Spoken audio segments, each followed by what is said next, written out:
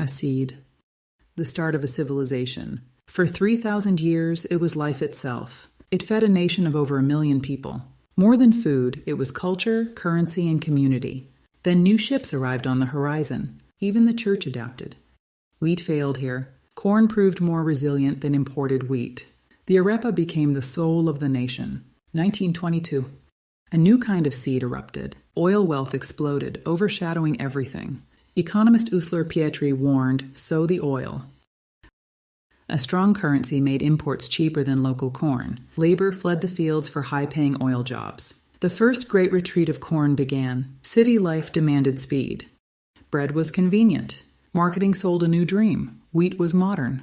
A historic dietary shift was cemented. The oil boom created an illusion. Money solves everything. Agricultural investment was a mere afterthought. Policy made bread 40% cheaper than arepas. The nation could no longer feed itself with corn. The diversity began to vanish.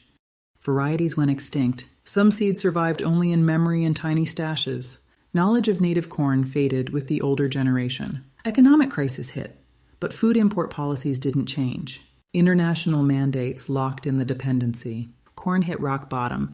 1998, a UN report warned of a coming food crisis. The numbers were a final, ignored alarm. A new promise was made: food sovereignty. Early efforts showed promise. Seed banks were built. For a brief moment, corn made a comeback. Then oil prices soared again. Old habits returned. Agricultural investment was slashed again. Infrastructure failed. Seed banks were abandoned. The oil price crash shattered the illusion. Foreign exchange to buy food evaporated. Stores ran empty. The staple disappeared.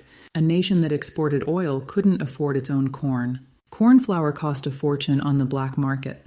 The food crisis was now a humanitarian crisis. Recovery attempts began, but the land was wounded.